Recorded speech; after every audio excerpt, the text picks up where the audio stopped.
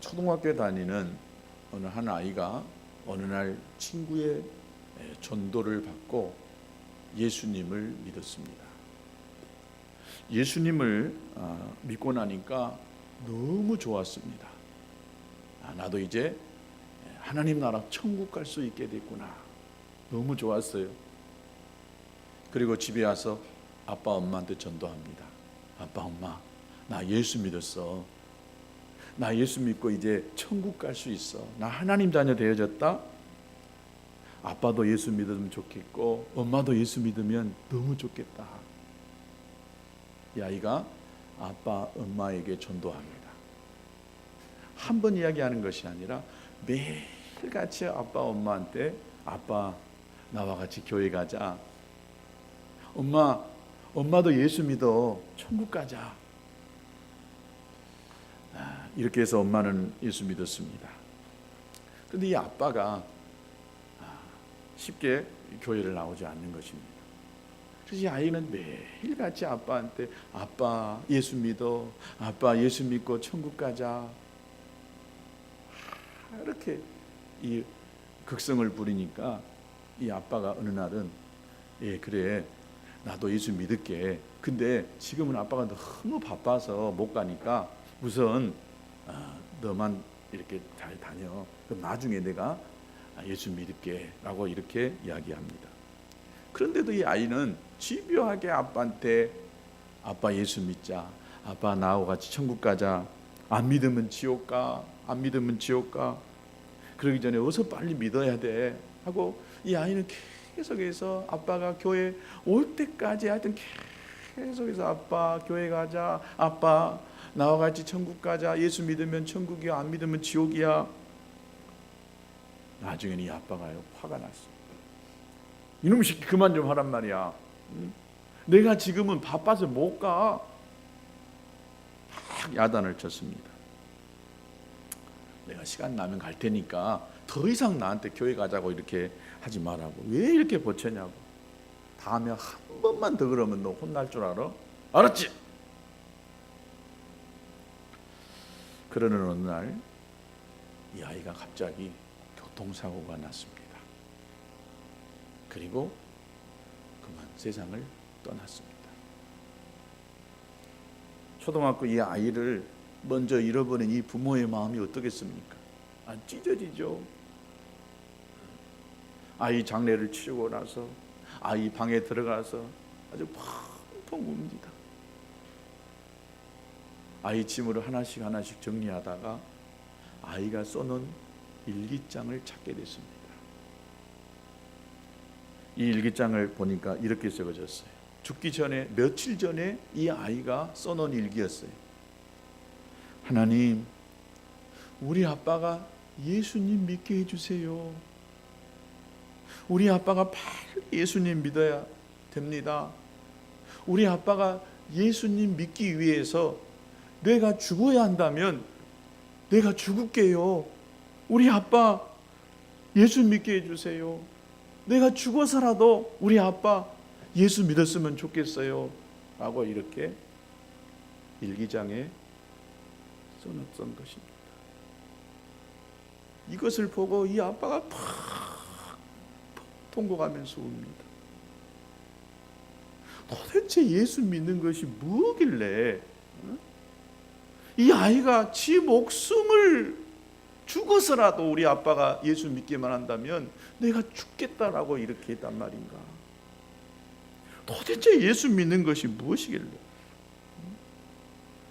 나를 그렇게 수없이 귀찮게 하고 어린 내 아들이 나를 위해서 자신의 생명을 내놓겠다라고 일기를 써놓을 만큼 그렇게 소중한 것이고 그렇게 좋은 것인가. 이 아빠가 아주 통곡을 하면서 이 아이의 일기를 읽고 가슴에 안고 울고 또 울고 그러다가 나중에 기도하고 예수 믿었습니다. 여러분, 이 사람이 누군지 아십니까? 세계 곳곳의 젊은이들을 세워나간 대학교 내 캠퍼스 사역을 이끌어낸 CCC 창시자 김중권 목사님이십니다. 신안 증도 사람이십니다. 이 한 사람이 예수 믿고 나서 얼마나 수많은 대학생들이 예수님을 믿고 복음을 들고 세계 곳곳에 가서 복음을 전하고 있는지 모릅니다. 지금도 여전히 이 CCC는 가장 큰 대학생 선교 단체입니다. 수많은 젊은이들이 이 모임을 통해서 주님을 만나고 주님 앞에 헌신하는 그런 단체가 됐습니다. 이 아들의 한 생명이 아버지의 영혼을 구원했고, 아버지가 예수님 만나고 나니까 이 한 사람이 어마어마한 수십만 명의 젊은이들을 살려내는 하나의 미랄이 됐던 것입니다.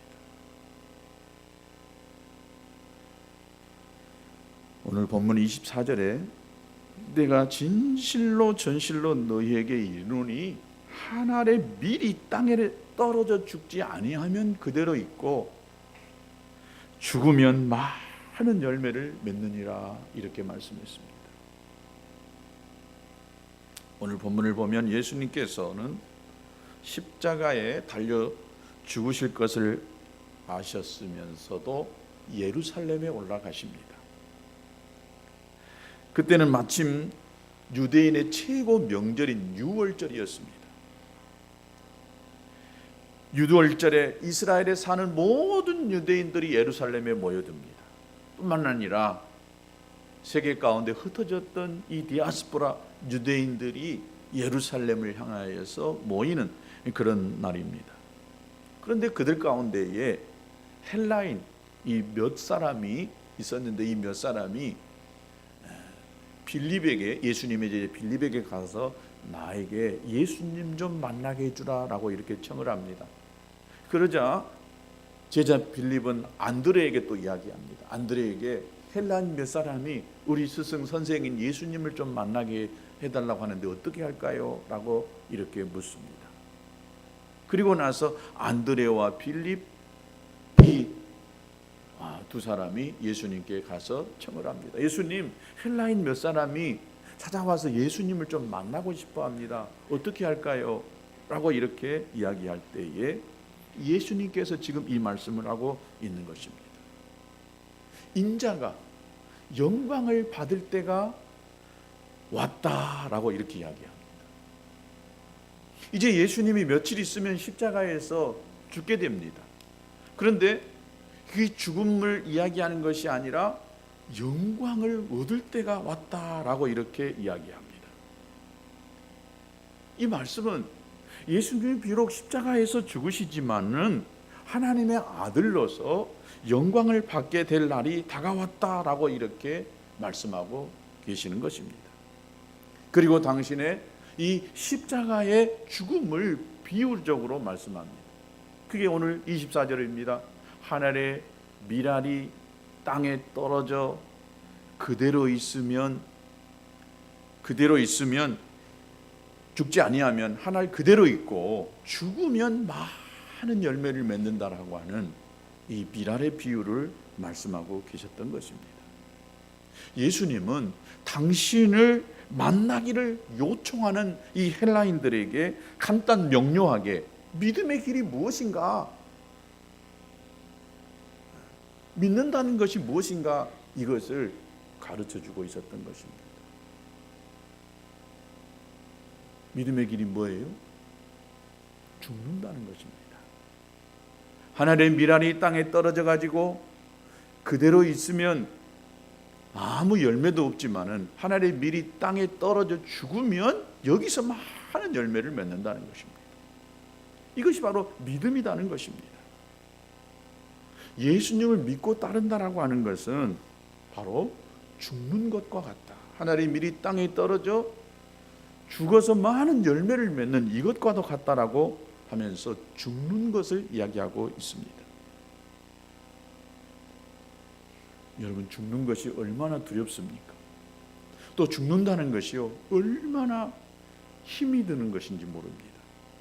그런데 예수님께서는 믿음이라고 하는 것이, 믿음의 길은 바로 이 죽는 것이다 라고 이렇게 이야기합니다. 하나님의 미랄이 땅에 떨어져 가지고 그대로 있으면은 하늘 그대로 아무런 역사가 일어나지 않지만은, 그러나 이 미랄이 땅에 떨어져서 썩어져 버리면, 죽어버리면 여기서 30배, 60배, 100배의 놀라운 결실을 거두게 된다는 것입니다.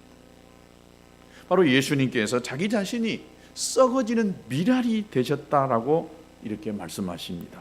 예수님은 예루살렘에 올라가면 분명 자기를 미워하는 유대인들에게 체포될 것을 아셨습니다. 가장 처절한 사형틀인 십자가에서 온갖 이 고초를 당하시고 죽을 것을 아셨습니다. 그럼에도 불구하고 예수님은 온 인류를 죄로부터 구원하시려고 자기 몸을 십자가에서 던지셨습니다. 그 죽음은 사단의 저주와 승리로 끝난 것처럼 보였습니다.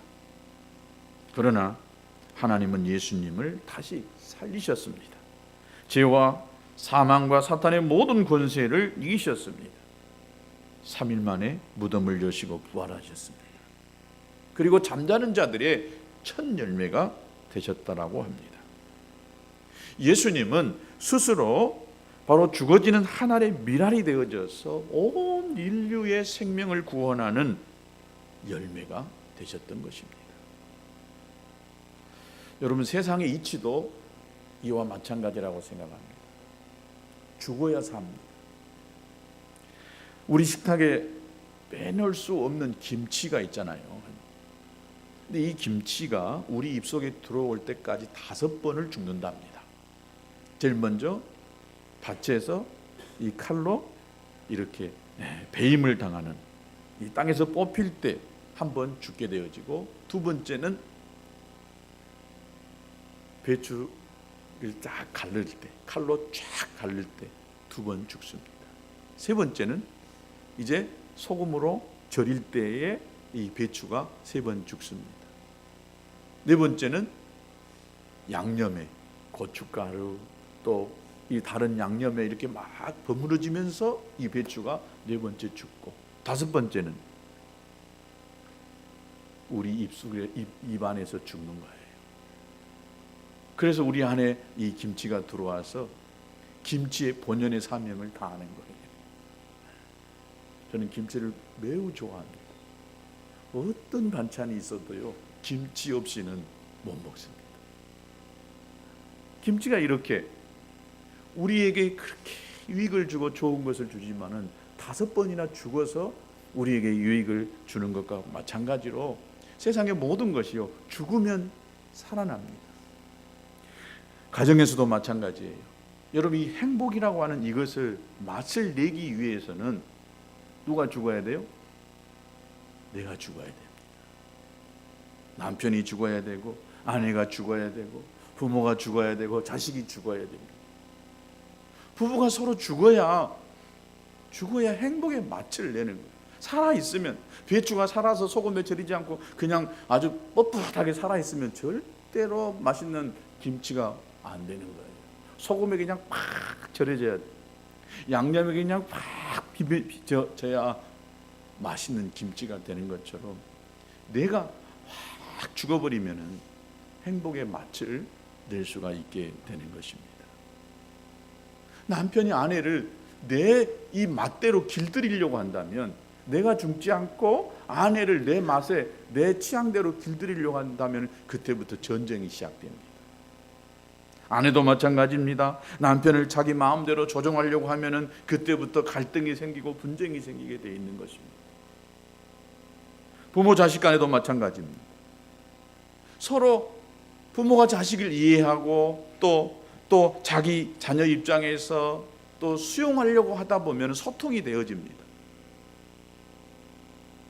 그러나 자꾸 가르치려고 하고 주장하려고 하다 보면은 관계가 멀어지고, 또 멀어진 이 관계가 이 가정의 행복을 깨뜨릴 수가 있게 되는 것입니다. 자녀도 마찬가지입니다. 자기 생각을 내려놓고 부모님 말씀대로 순종하다 보면은 부모님과 좋은 관계가 됩니다. 그런데 자식들이라는 것이 그렇습니까? 순종 안 합니다. 내 멋대로 살고 싶어 하는 거예요. 불순종하고 자기 멋대로 이렇게 하고 싶어 합니다. 그러다 보면 갈등이 생기고 여기에 상처가 남고 그래서 이 행복의 맛을 잃어버리게 돼 있는 것입니다.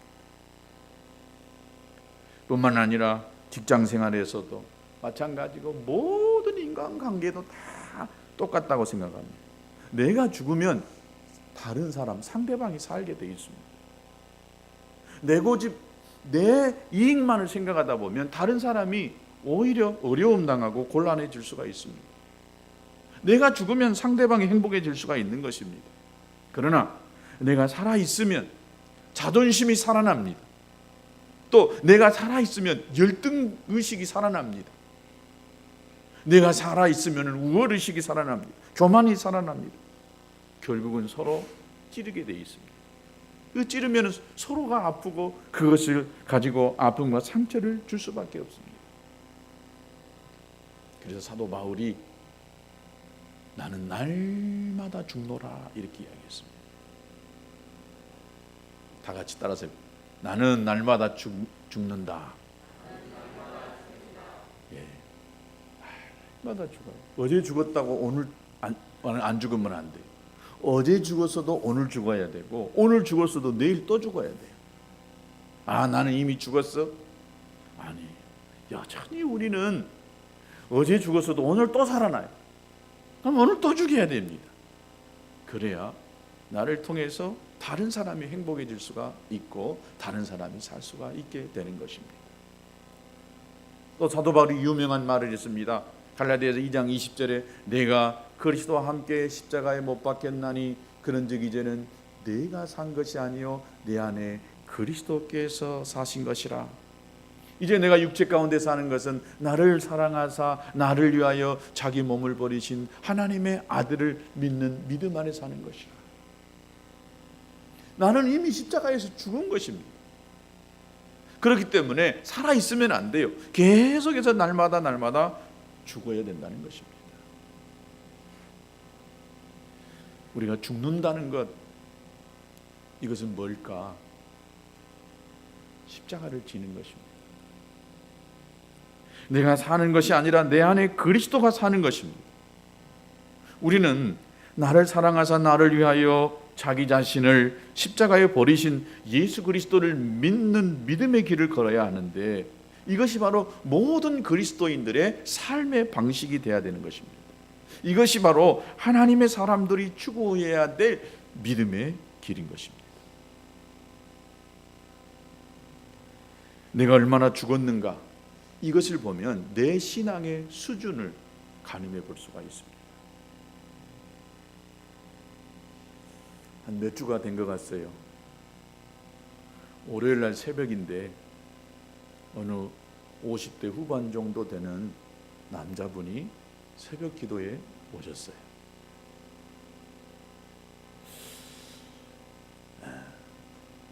목사님 같기도 하고 아닌 것 같기도 하고. 그래서 새벽 기도가 끝나고 제가 이제 신문을 주우러 교회 저기 주차장 있는 쪽으로 가다가 그분을 마주쳤어요. 그분은 저를 보더니 그냥 고개를 떨구면서 이렇게 지나가려다가 저도 그냥 보내려다가 그래도 교회에 오셨으니까 혹시 어떻게 오셨습니까? 라고 이렇게 했더니 오다 가다가 들렸습니다. 이렇게 이야기하시더라고요. 그래서 아니, 우리 교회는 오다 가다가 들릴 수 있는 교회가 아닙니다. 마음 먹고 오지 않으면 우리 교회는 올 수 없는 교회인데 어떻게 오셨어요? 그랬더니 제 눈을 똑바로 이렇게 쭉 쳐다보더니 하나님이 오늘 근원교회 가라고 해서 왔습니다. 오늘 하루 근원교회를 위해서 중보기도해라 라고 하는 감동을 받고 아침에 와서 이렇게 기도했습니다. 말하는 걸 보니까 분명 목사님은 아니세요. 그런데 교회의 상황을 여러 가지 이렇게 막 이야기를 하시더라고요. 또 저에 대한 이야기도 하셔요. 하나님이 목사님의 계급장을, 굉장히 높은 계급장을 주셨는데 지금 이 모습 이대로 이렇게 있어야 될 분이 아닌데 왜 이렇게 계시냐고. 그런데 이 교회가 당한 처지 이야기를 하면서 또 교회 이 앞에 놓여 있는 땅 이야기도 하시면서 몇 가지 이렇게 이야기를 하시더라고요. 그래서 그냥 가만히 저는 듣고만 있었어요. 그래서 이 양반이 도대체 뭔 말을 하려고 그러나, 혹시 또 이상한 이야기를 하지 않을까 이렇게 쭉 듣고 있었는데 한 15분 정도 그냥 거의 저는 듣고만 있었고 이분은 말하는 사람이었습니다. 저는 그분의 눈빛을 보면서 이분이 성령의 음성을 듣고 이야기하는 것이냐 아니면 자기 마음대로 이야기하는 것이냐라고 하는 것을 분별하려고 눈만 뚫어지게 보고 있었습니다.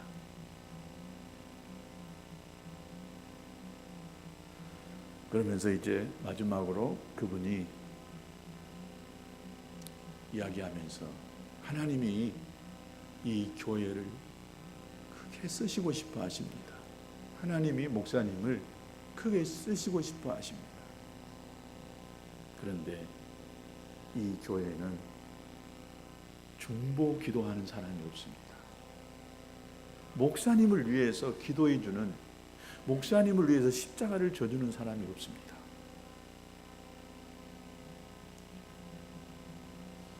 우리 교회 처음에는 이 교회는 십자가가 없습니다. 그래.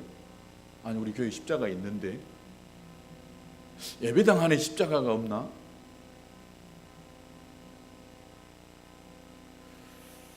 그러면서 목사님 십자가가 있어야 됩니다.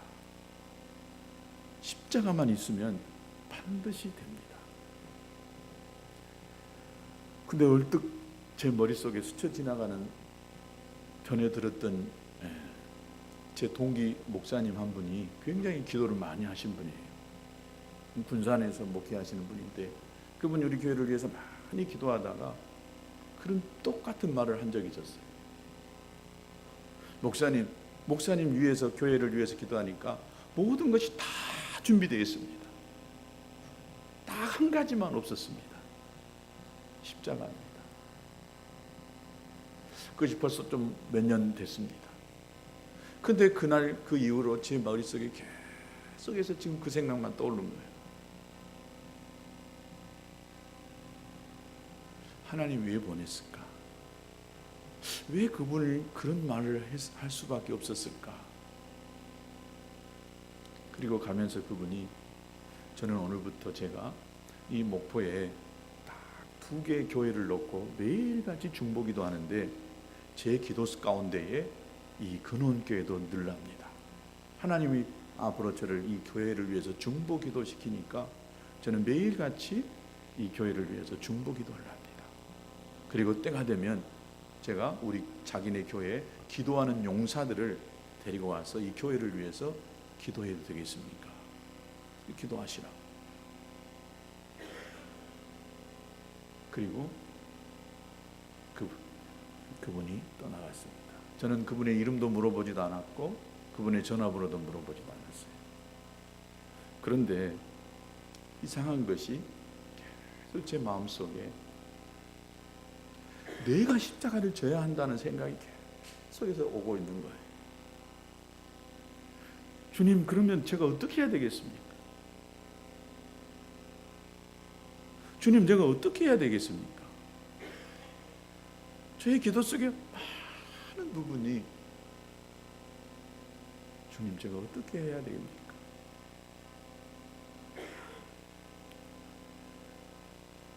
너 죽어야 된다.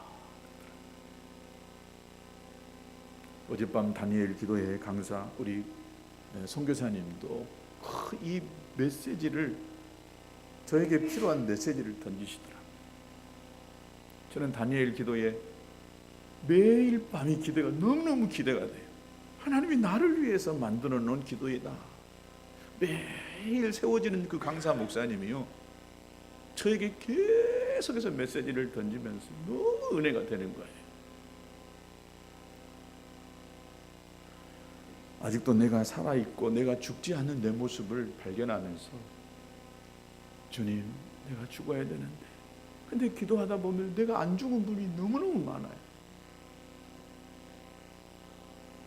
아직도 내가 살아있어서 내가 무엇을 하려고 하고 내가 하려고 하는 이런 마음이 너무너무 강한 것을 제 스스로 발견하고 있습니다. 그래서 감히 여러분에게 말하고 싶은 것은 저는 아직 안 죽었음을 말하고 싶어요. 그래서 기도해 주라고. 제가 그냥 배추가 소금에 그냥 절여지듯이 꽉 절여져 버려야 되는데 아직 못 절여지는 것 같은 제 자신을 발견합니다. 아무리 은혜를 받고 아무리 은사를 가졌다 할지라도 내 안에 혈기가 죽지 않고 내 고집과 내 주장이 살아있다라고 한다면 죽지 않는 것입니다. 여러분, 우리가 잘 알고 있는 이순신 장군, 1592년에 임진왜란 때 이 나라를 지킨 이순신 장군이 했던 유명한 말이 있잖아요. 살고자 하는 자는 죽고 죽고자 하는 자는 산다. 아마 이순신 장군이 예수님 안 믿은 것 같은데 이 성경 말씀의 원리를 깨닫고 있었던 것 같아요. 죽고자 하는 자는 살고 살고자 하는 자는 죽는다.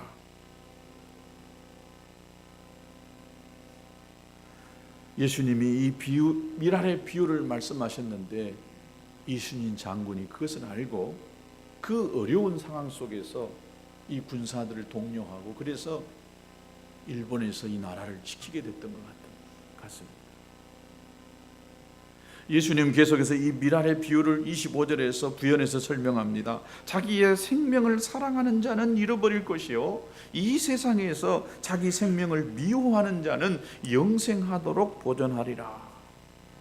이 말씀은 결코 자기 생명을 미워하거나 소홀하게 여기라고 하는 이야기가 아닙니다. 한 인간이 이 인간의 생명이 천하보다도 귀하다라고 말씀하신 분이었어요. 온 천하를 얻고도 생명을 잃어버리면 무슨 소양이 있겠느냐, 이렇게 주님이 말씀하셨습니다. 그렇다면 이 말씀은 무슨 말씀이냐? 자기 사랑에 빠지지 말라는 말씀입니다. 자기 유익만을 위해서 소중한 생명을 낭비하지 말라는 것입니다. 헛된 것을 위하여 자기 자신을 허비하지 말라는 것입니다. 눈에 보이는 것을 위하여 유익을 쫓아 시간을 투자하는 사람은 결국 헛된 것을 붙잡는 것이 된다는 것을 가르쳐주고 있는 것입니다.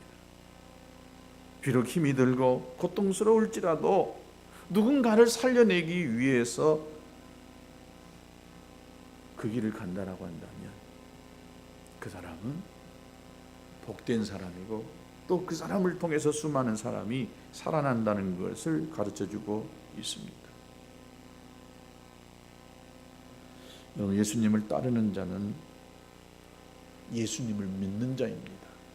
오늘 26절에 사람이 나를 섬기려면 나를 따르라. 나 있는 곳에 나를 섬기는 자도 거기 있으리니 사람이 나를 섬기면 내 아버지께서 그를 귀히 여기시리라. 이렇게 이야기했습니다. 예수님과 동행하는 자는 주님의 정신과 주님의 삶을 가지고 사는 자입니다. 그것은 바로 예수님처럼 썩어져 가는 미랄이 된다는 것입니다. 자신을 낮추고 자신을 죽여서 다른 사람을 살리고 다른 사람을 존귀하게 여길 줄 아는 그 사람이 진짜 예수 믿는 사람인 줄로 믿습니다. 여러분, 죽어야 사는 것, 이것이 기독교의 핵심 진리입니다. 기독교는 죽음의 종교이고 기독교는 부활의 종교입니다. 그런데 이 부활은 죽어야 살 수 있는, 죽지 않고서는 절대 살 수가 없습니다. 우리는 영광만을 꿈꿉니다. 우리는 잘 되는 것만 바라봅니다. 우리는 기도 응답만을 꿈꿉니다. 그러나 기도 응답 받기 전에 우리는 죽는 시간이 있어야 되는 거예요. 잘 되는 것을 꿈꾸기 전에 내가 수고하고 땀 흘리는 것이 있어야 잘 될 수가 있다는 것입니다. 수고하지 아니하고 어떻게 열매를 거둘 수가 있겠습니까?